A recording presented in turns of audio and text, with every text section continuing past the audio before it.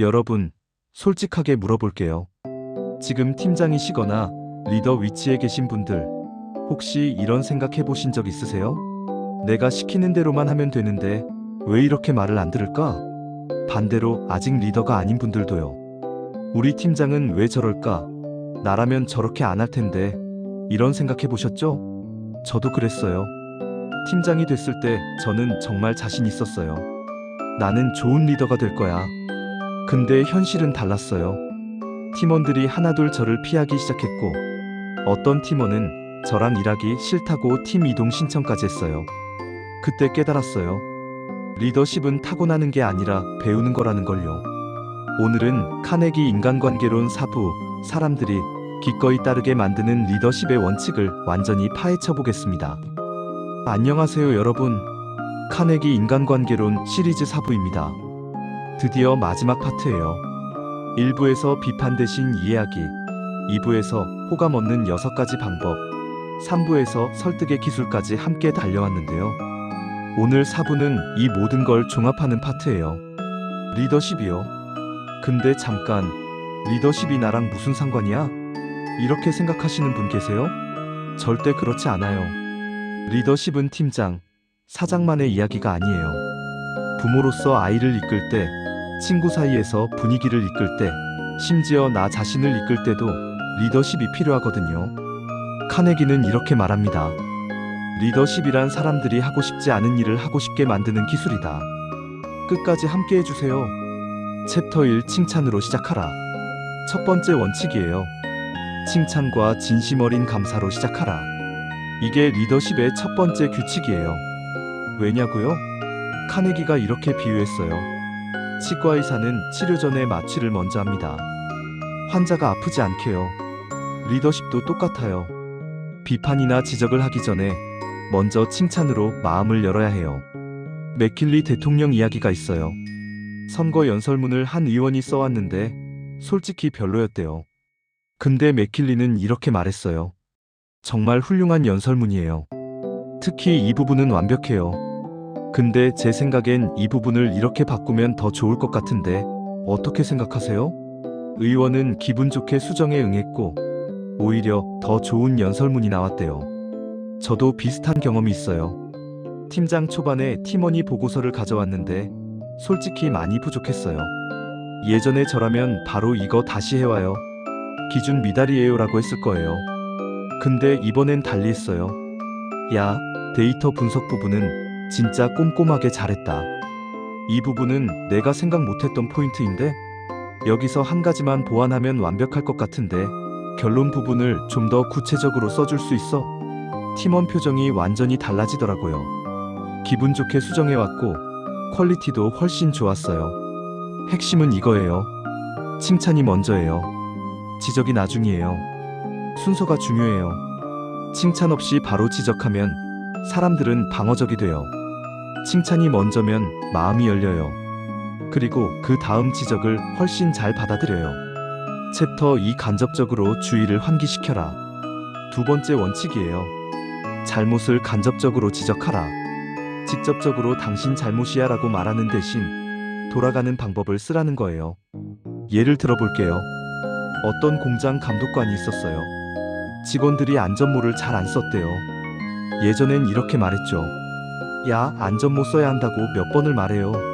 안 쓰면 벌금이에요. 그래도 잘 안 지켜졌어요. 그래서 방법을 바꿨어요. 요즘 안전모가 불편하다는 얘기 들었어요. 혹시 더 편한 모델로 바꿔드릴까요? 어떤 게 불편하세요? 직원들이 이야기하기 시작했어요. 그리고 자연스럽게 안전모를 쓰기 시작했어요. 강요가 아니라 배려였으니까요. 제 경험이에요. 팀원 중에 발표 자료를 항상 마감 1시간 전에 주는 친구가 있었어요. 제가 검토할 시간이 없어서 너무 힘들었죠. 직접적으로 말하면 관계가 나빠질 것 같아서 이렇게 말했어요. 야, 나 사실 발표 자료를 미리 받아야 제대로 도와줄 수 있거든. 내 발표 성공시켜주고 싶은데 하루 전에 줄 수 있어? 그 친구가 그렇구나. 팀장님이 도와주시려는 거였어요? 미안해요.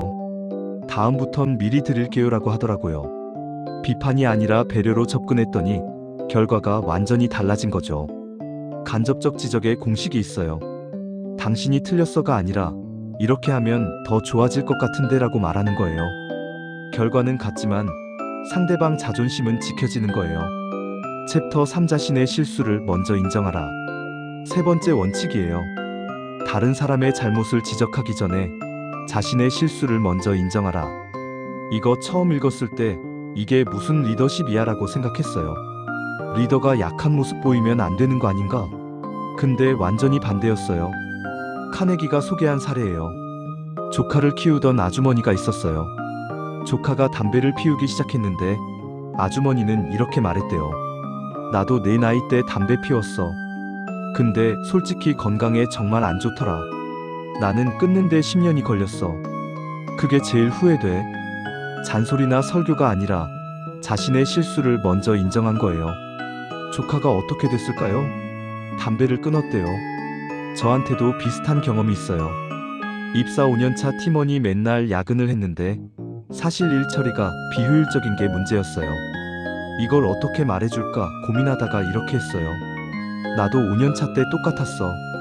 열심히는 하는데 효율이 안 나와서 맨날 야근했거든. 그때 선배한테 이런 방법 배우고 나서 달라졌어. 너한테도 알려주고 싶어서. 팀원이 방어적이 되지 않고 바로 받아들이더라고요. 왜냐면 내가 먼저 같은 실수를 했다는 걸 인정했으니까요. 리더가 자신의 실수를 인정하면 두 가지 효과가 생겨요. 첫째, 상대방이 방어적이 되지 않아요. 둘째, 리더에 대한 신뢰가 오히려 높아져요. 완벽한 척하는 리더보다 실수도 하지만 솔직한 리더를 사람들은 더 믿거든요. 챕터 4 명령하지 말고 질문하라.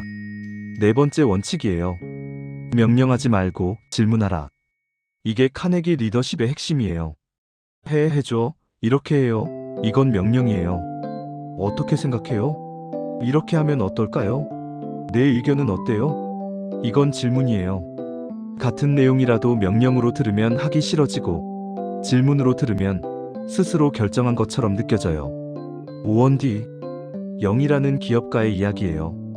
그는 절대로 직원들에게 이렇게 해라고 말하지 않았대요. 항상 이렇게 하면 어떨까요? 또는 이 방법이 괜찮을까요? 라고 물었대요. 직원들이 항상 자신이 결정한 것처럼 느꼈고 그래서 훨씬 더 열정적으로 일했대요. 제 경험을 나눌게요.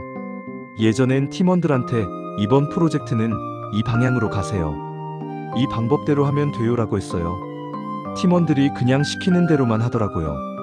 창의성도 없고 열정도 없었어요. 방법을 바꿨어요. 이번 프로젝트 어떻게 접근하면 좋을 것 같아요? 각자 아이디어 있으면 말해줘요. 놀라운 일이 일어났어요. 팀원들이 제가 생각지도 못한 아이디어를 들고 왔어요. 그리고 본인들이 제안한 아이디어라 훨씬 열정적으로 했어요. 명령과 질문의 차이를 기억하세요. 명령은 따르게 만들고 질문은 주인의식을 만들어요. 어느 쪽이 더 강력할까요? 당연히 주인의식이죠. 챕터 5 체면을 세워줘라. 다섯 번째 원칙이에요. 체면을 살려줘라. 이게 진짜 중요한 원칙이에요. 카네기는 이렇게 말합니다. 사람들의 체면을 살려주는 것, 이것이 얼마나 중요한가를 거의 아무도 생각하지 않는다. 근데 이게 사람들에게 얼마나 큰 상처를 주는지 생각해보면 얼마나 불필요하게 잔인한가를 알 수 있다. 실제 사례예요. 어떤 회사에서 오래 일한 직원을 내보내야 하는 상황이 됐어요. 사장이 전체 회의에서 이렇게 발표했대요. 김 과장은 이번에 부서 이동을 하게 됐습니다. 새로운 자리에서 더 잘 맞는 역할을 맡게 될 거예요. 사실 내보내는 거였지만 전체 앞에서 체면을 살려준 거예요. 김 과장은 나중에 그 사장에 대해 항상 좋게 이야기했대요. 저한테도 뼈아픈 경험이 있어요. 팀 회의 중에 팀원 발표가 완전히 잘못된 방향이었어요. 저는 그 자리에서 그거 방향이 완전히 틀렸는데요. 처음부터 다시 해야 할 것 같아요 라고 했어요. 그 팀원 얼굴이 빨개지더라고요. 다들 침묵했어요. 그날 이후로 그 팀원이 회의에서 아무 말도 안 하게 됐어요. 제가 그 사람의 창의성을 죽여버린 거예요. 그게 지금도 후회돼요. 회의 후에 따로 불러서 조용히 말했어야 했는데, 체면을 살려줬어야 했는데. 체면을 살려주는 방법은 간단해요. 여럿 앞에서 칭찬하고 단둘이 있을 때 지적하세요. 이 한 가지만 지켜도 당신의 리더십이 완전히 달라져요. 챕터 6 작은 발전도 칭찬하라.